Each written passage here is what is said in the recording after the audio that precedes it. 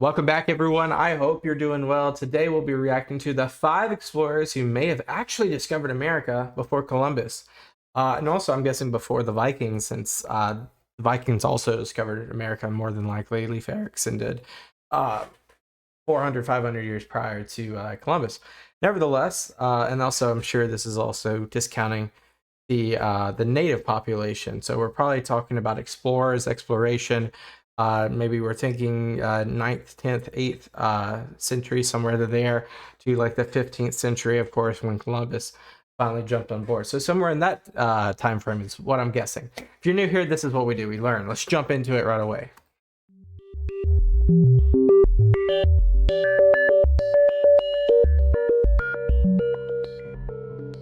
A Roman castaway.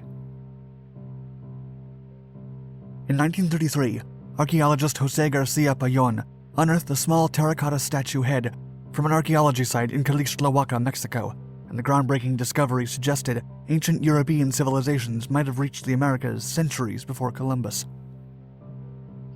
Okay. The artifact's appearance was intriguing, to say the least. Its face was bearded, with distinctly foreign characteristics, and wearing a shortened cap. The terracotta head was found under 3 intact floors of a pre-Columbian pyramid structure. Along with the head were several objects made of gold, copper, turquoise, rock crystal, jet, bone, shell, and pottery. Okay. The burial site where the discovery was made was dated between 1476 and 1510 AD. Okay. 1476, 1510, so like 20 years. In that range, you have a 20-year period where it's prior to Columbus, so okay. In 1960, Garcia Payon granted the statue to the National Autonomous University of Mexico to undergo further research. Specialist Romeo H. Ristoff and Santiago Genoves studied the ancient statue and even sent it to Bernard André, a German Institute of Archaeology director emeritus in Rome, Italy, who confirmed the small head was a Roman work from the 2nd or 3rd century AD. André concluded, How do you confirm it? Just carbon? No, we can't. How do you confirm it? quote, "The head is without any doubt Roman, and the lab analysis has confirmed that it is ancient. The stylistic examination tells us more precisely that it is a Roman work from around the 2nd century AD, and the hairstyle and the shape of the beard present the typical traits of the Severian emperor's period." That narrow? How exactly an ancient Roman figure could end up in a sealed pre-Columbian burial site is still up for debate. Most world-renowned archaeologists and experts agree that the discovery is probably an elaborate hoax, and that perhaps the head was placed in the ruins during the Spanish occupation of Mexico. Those That makes sense. supporting the hoax hypothesis cite the lack of archaeological rigor while documenting the discovery, and note the 30-year time lapse between the discovery and the initial research. However, a minority of experts, including Romeo H. Ristoff, argue that the most likely explanation is the drifting of a Roman, Phoenician, or Berber ship to American shores. What? Ristoff claims that the likelihood of such an event is not far-fetched and is supported by the extensive evidence of Roman travels in the It would have just... Does that even support? Like if he, for example, if he comes out of the Mediterranean, how would wouldn't that ship go down or up with the currents like this? Would it go up or would it go... I don't know. I don't know about that. the 6th or 5th century BC to Tenerife and Lanzarote in the For Canaries. sure. Thus, a lost Roman ship drifting into Mexico is entirely plausible. I don't know about Another that. possibility is human error, as archaeological standards in 1930s Mexico were considerably less rigorous than they are today. Still, there is no way to definitively disprove that ancient Romans arrived in Mexico. There's no way to disprove that Genghis Khan went to Mexico. Then we're going to be that. We're going to be on that level. Many centuries before Christopher Columbus took the credit for discovering America. Japanese fishermen. Okay. Seems likely. For centuries, the Kuroshio Current has been a pain in the neck for sailors and fishermen alike, as the powerful underwater stream has caused vessels to drift hundreds, if not thousands of miles off their planned courses. This has resulted in many modern documented cases of Japanese shipwreck pieces and junk washing up on American shores. Okay, so we already have definitive proof that this has happened before. However, swollen planks and rotten sails are not the only things that have made it to the other side of the Pacific. According to legend, around 1260 CE, a Japanese fishing boat drifted all the way to North America just to be entrapped by the California current and sent into the shores of Wailuku, Maui, in Hawaii. So it went to California. But how did it get back? Yeah, they're right. They went back to Hawaii. 1260 CE, a Japanese fishing boat drifted all the way to North America just to be entrapped by the California current and sent into the shores of Wailuku, Maui, in Hawaii. That's interesting. Reportedly, Wakalana, the reigning chief of Maui's windward side, rescued the 5 Japanese individuals still breathing amidst the ship's remains. The 3 men and 2 women were regarded as royalty, and one of the women even married Wakalana and launched broad family lines on Maui and Oahu. Yeah, this just seems like one of those tall tales. For sure.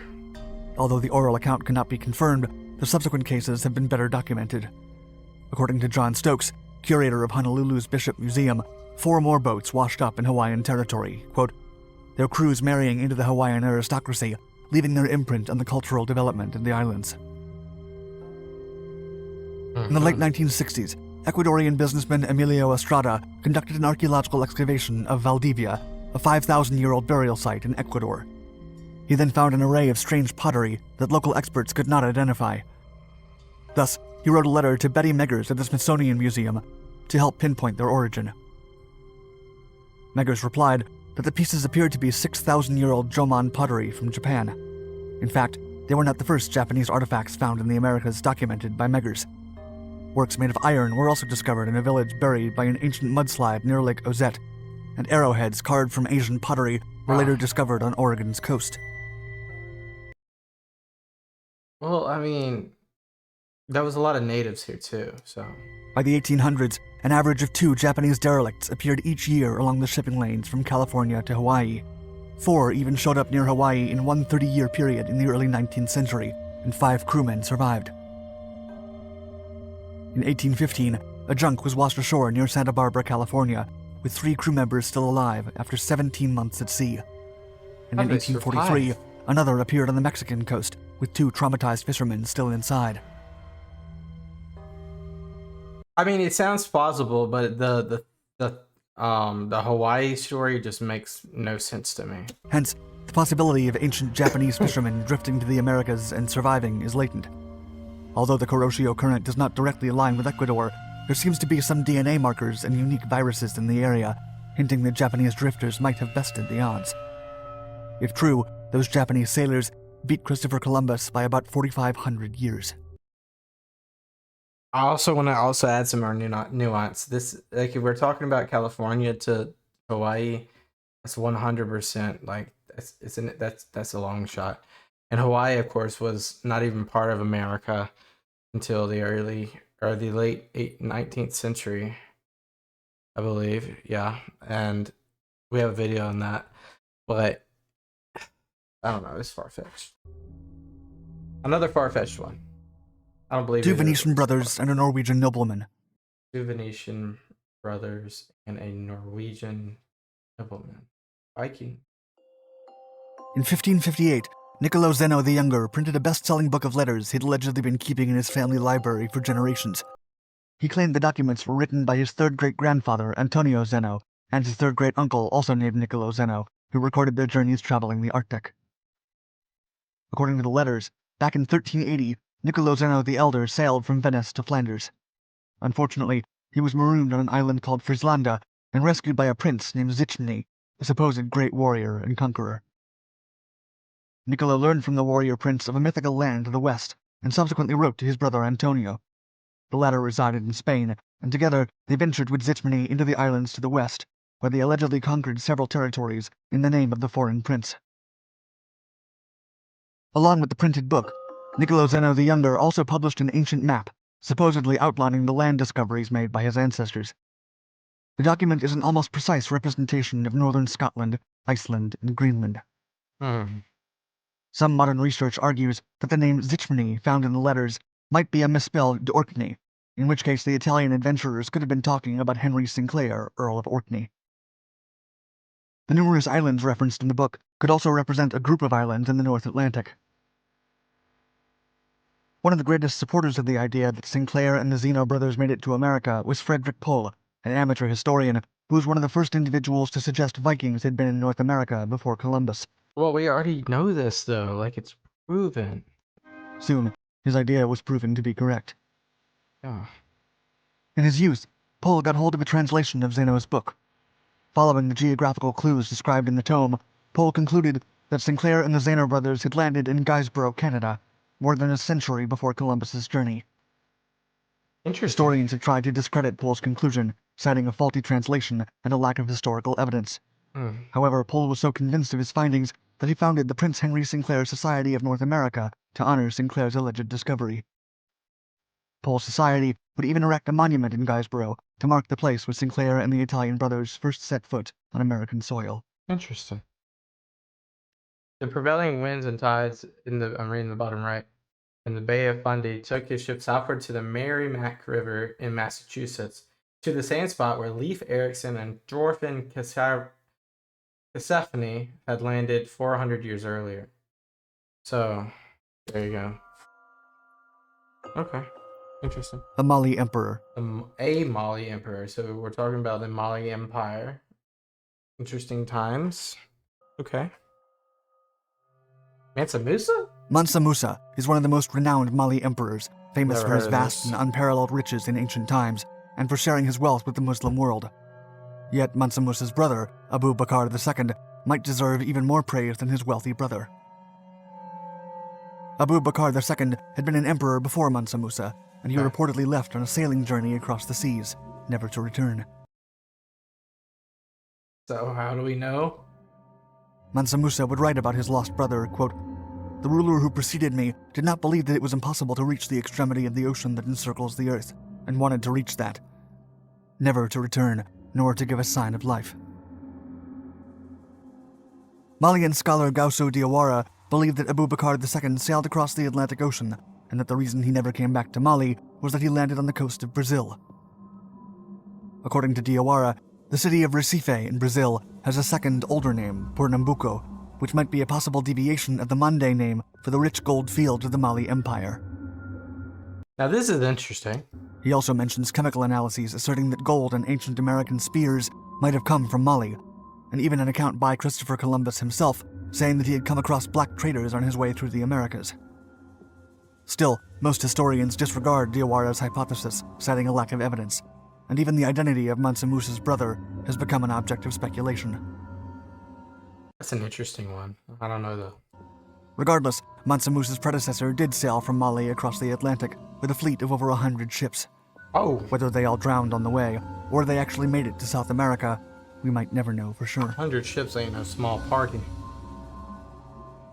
Basque whalers. Whalers.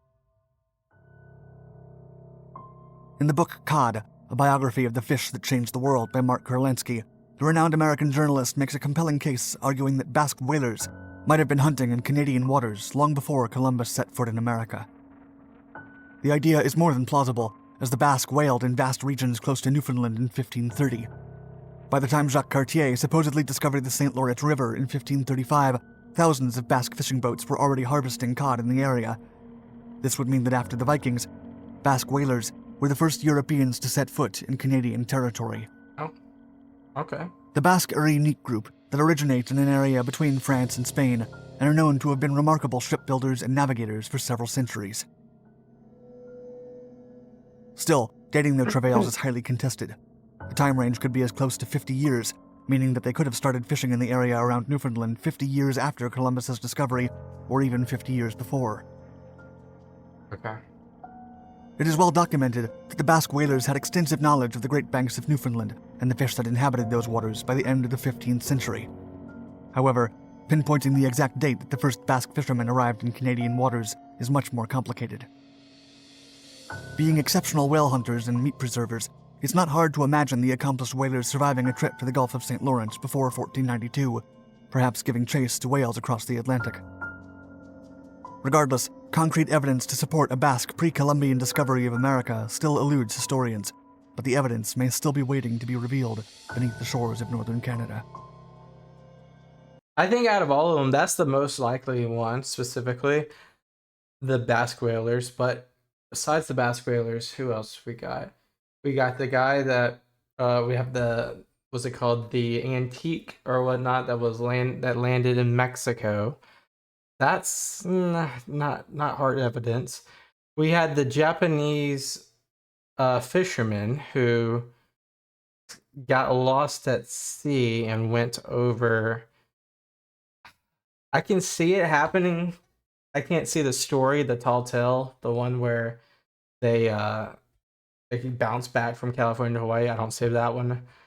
The Mansa Musa one, it's interesting. There's also no evidence really. What else was there? There was another one. We had Japanese fishermen, the Zana brothers.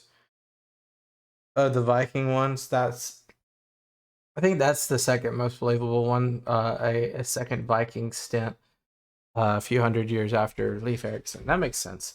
So yeah, guys, thank you. Thank you for watching this with me. Leave a comment of a recommendation for a video for us to watch together. If you haven't already, hit that subscribe button, and I'll see you guys next time. Have a great day. Peace out. Bye.